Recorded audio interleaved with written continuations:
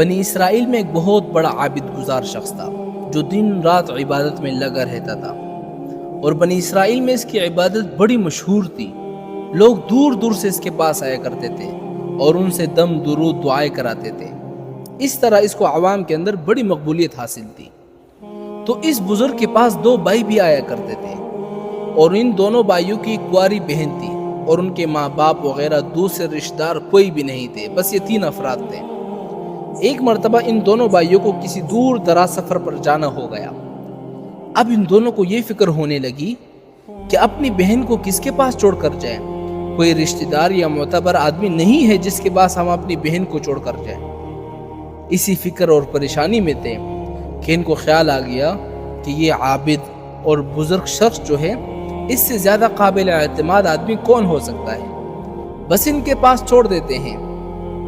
وہ دونوں بھائی ان بزرگ کے پاس گئے اور جا کر درخواست کی کہ ہم ایک سفر پر جا رہے ہیں اور جانا بھی ضروری ہے، اور اس بہن کو ہم اکیلا نہیں چھوڑ سکتے، اور نہ ہم اس کو سفر میں ساتھ لے کے جا سکتے ہیں، اس لیے ہم اس کو آپ کے پاس چھوڑ کر جانا چاہتے ہیں۔ پہلے تو بزرگ نے صاف صاف منع کر دیا، لیکن جب ان دونوں بھائیوں نے بہت زیادہ اصرار کیا تو بزرگ نے کہا چلو ٹھیک ہے، اچھا اس کو خانقاہ کے فلاں کمرے میں چھوڑ دو، میں اس کے کھانے پینے کا انتظام کر دوں گا۔ وہ دونوں بھائی اپنی بہن کو اس کے پاس چھوڑ کر سفر پر روانہ ہو گئے۔ اب وہ بہن خانقاہ کے کمرے میں رہنے لگی۔ یہ عابد اس کو کھانا بھجوا دیتا تھا اور پھر خالی برتن واپس منگوا دیا کرتا تھا۔ اب شیطان نے اس عابد گزار کے دل میں ایک خیال ڈال دیا۔ خیال کیا تھا کہ یہ دونوں بھائی تمہارے خاص مریدوں میں سے ہیں اور ان کی یہ ایک بہن ہے، اب تم اس کو اس طرح کھانا بھجوا دیتے ہو، یہ تو مناسب نہیں ہے، کبھی کبھی تم بھی خود جا کر دے دیا کرو۔ تو اب کبھی کبھی یہ عابد گزار شخص خود جا کر کھانا پہنچا دیا کرتا تھا، لیکن کھانا دینے کا طریقہ ان کا یہ تھا کہ باہر دروازے کے پاس کھانا رکھ دیا اور اس کی بہن نے اندر سے ہاتھ بڑھا کر کھانا اٹھا لیا، اور کھانے سے فارغ ہونے کے بعد برتن باہر رکھ دیے اور یہ بزرگ اٹھا کر برتن لے آتے۔ اب دیکھیں شیطان نے گناہ کرانے کے لیے پہلا خیال دل میں ڈال دیا۔ اگر وہ عابد اسی موقع پر اپنے آپ کو بچا لیتا تو آئندہ کے مراحل میں بھی اس کے لیے بچنا آسان ہو جاتا، لیکن وہ عابد اسی پہلے مرحلے میں اپنے آپ کو نہ بچا سکا۔ اب شیطان نے اس کے دل میں دوسرا خیال ڈال دیا کہ یہ کیا تم نے اس کو قیدی بنایا ہوا ہے کہ بس کھانا رکھ دیا اور آ گئے، پھر برتن لے کے واپس آ گئے؟ یہ بھی کوئی طریقہ ہے؟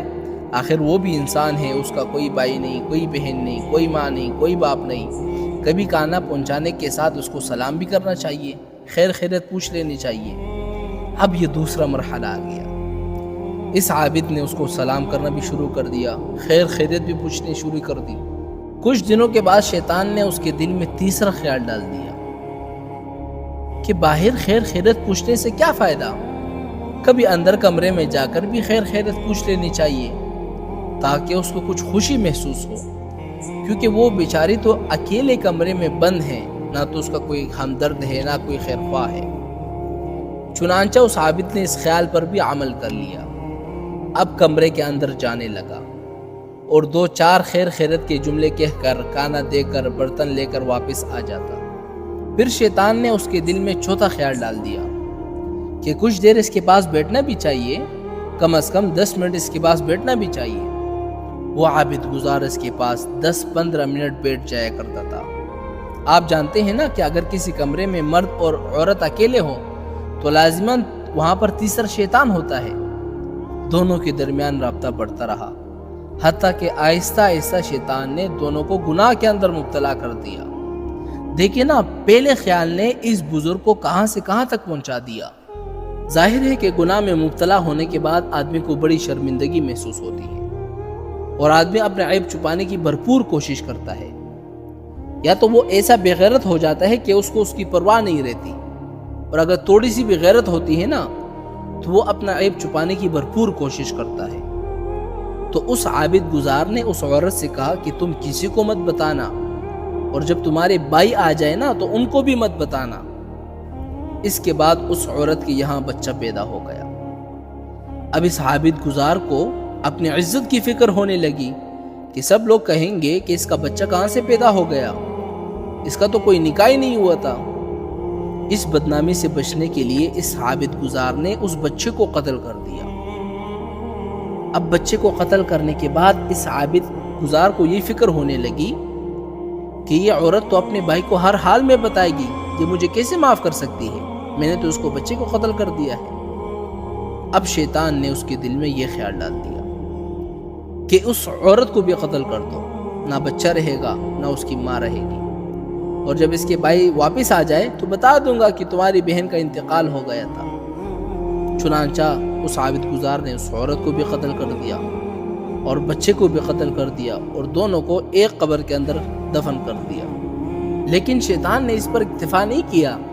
شیطان نے سوچا کہ اس نے تو سب کچھ کر لیا، لیکن ابھی بھی اس کی دنیاوی عزت باقی ہے۔ لہٰذا جب اس عورت کے دونوں بھائی سفر سے واپس آئے، وہ دونوں اس عابد گزار سے اور اپنی بہن سے ملنے کے لیے آئے، اور عابد گزار سے ان کی ملاقات ہوئی اور اپنی بہن کے بارے میں پوچھا تو اس عابد گزار نے بتایا کہ تمہاری بہن کا تو انتقال ہو گیا ہے۔ اس عابد گزار نے جھوٹ بھی بول دیا۔ اس طرح شیطان نے اسے ایک اور گناہ بھی کرا دیا۔ وہ دونوں بھائی اس پر اعتماد کر کے اپنی بہن کو اس کے پاس چھوڑ کر گئے تھے، اس لیے ان دونوں بھائیوں نے اس بات پر یقین کر لیا کہ ہاں اس کا انتقال ہو گیا ہوگا۔ زندگی اور موت کا کیا بھروسہ، وہ تو اللہ کے ہاتھوں میں ہے۔ لیکن شیطان کہاں پیچھا چھوڑنے والا تھا۔ اس نے سوچا کہ میں نے اس عابد گزار سے سارے کام کرا کے اس کی آخرت تو تباہ کر دی ہے، مگر دنیاوی عزت اور احترام ابھی بھی باقی ہے۔ لہٰذا اس نے اس پر اتفاق نہیں کیا، بلکہ وہ شیطان ان دونوں بھائیوں کے خواب میں آ کر ان سے پوچھا کہ تمہاری بہن کہاں ہے۔ انہوں نے کہا کہ اس کا تو انتقال ہو گیا ہے۔ شیطان نے کہا کیسے انتقال ہو گیا ہے، اس کا انتقال نہیں ہوا، بلکہ اس عابد گزار نے اس کو قتل کیا ہے۔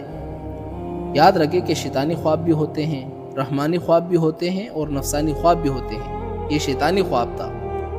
خواب میں شیطان نے ان دونوں بھائیوں سے کہا کہ تم جا کر تحقیق کرو، عابد نے تمہاری بہن کو قتل کیا ہے، اس کا انتقال نہیں ہوا، اس عابد نے تم سے جھوٹ بولا ہے۔ اس خواب کے نتیجے میں ان کو شبہ ہو گیا۔ ان دونوں نے تحقیق کے لیے مشورہ کیا کہ قبر کھود کر ہمیں تحقیق کر لینی چاہیے، اس میں کیا حرج ہے، ہمارا شبہ دور ہو جائے گا۔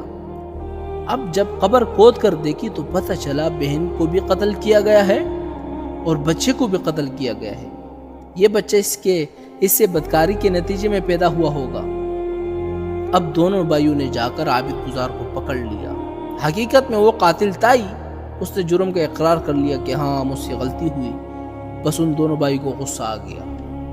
ان دونوں نے عابد گزار کو پکڑ کر اس کے پیروں میں رسی باندھ دی اور اس کا منہ کالا کیا اور پورے شہر میں سڑکوں پر اس کو گھسیٹا تاکہ لوگ اس کا منظر دیکھیں، اور اس طرح اس کو ذلیل کر دیا۔